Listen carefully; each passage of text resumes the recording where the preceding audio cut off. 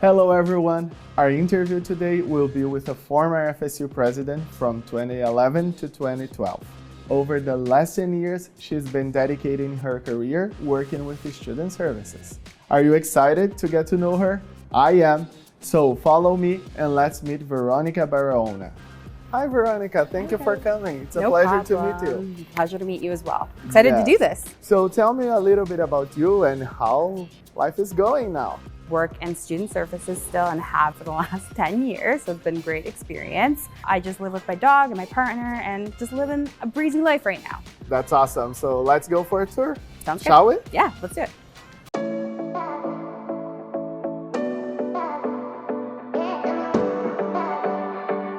Veronica, what program did you take here at FSU?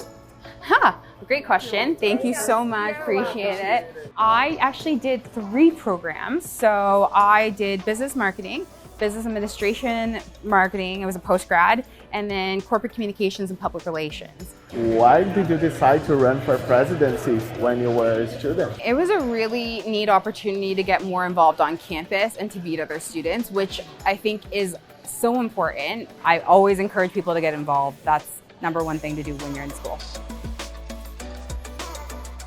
How many years have you been here as a president? I was only 1 year president, and then I was on the board for 2 years previous to that. How being a president changed your life and your experience as a student or as a graduate? The role itself and being a part of the student union was really great for me. I think it taught me a lot about myself, so a lot of self-awareness. But there are times too where I had to okay, slow down, Veronica. This is you're not taking over the world here. It's good listening you saying that, because sometimes I think students, they think they should be perfect to run for presidency, or they should be all prepared to come here, but what they're saying, it's not the reality, right? So it's understanding that you're part of a team.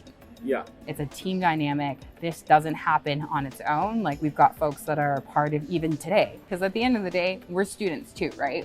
And also if the students that we're representing don't see themselves in us or aren't find us being relatable to them, then it's you're an untouchable, right? And that's not the persona that you want.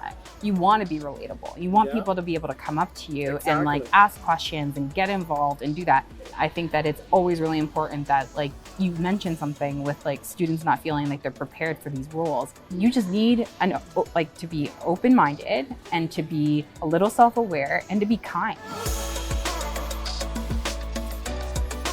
What kind of skills you think it was important, and how was the experience overall? I think definitely communication and that relationship building and trust building. People need to trust you.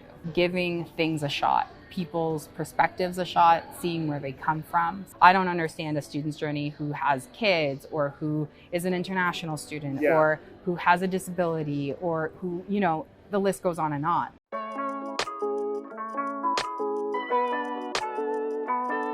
How do you think the experience of being a president shaped you as a professional and as a person? I'll tell you right now, I think it taught me what not to do, or where I could amplify certain aspects of who I am, right? Because I think I touched on the genuine piece. In my career, that's been a big part of that, and that's why I've continued working in student services. I work for 2 student associations now, and I work at the college, and I did transition programs and all of the orientation stuff for a college that was very international. How did employers used to react when you explain your experience and tell them about being a president in a union? I think that people get hung up on the title and some of the things that oh, you're responsible for this budget, or you did this many things, and I think that can sound very grandiose to an employer. It's also important to think about, if you did some policy building, or if you, created partnerships, whatever, what is the role that you're applying for too? Well, here is where they made us film a music video once, and we had to get all on this table, and it was very awkward. All right. And if I ask you, what was the most embarrassing moment? There was a graduation ceremony. I'm sure you're used to that. One of my friends, who was also on the board, celebrated my birthday with me and essentially, we had a lot of fun, but I was running very late the next day. Oh, Yes, I've learned a lot from that experience. So what kind of accomplishments you are very proud when you think about your tenure here as a president?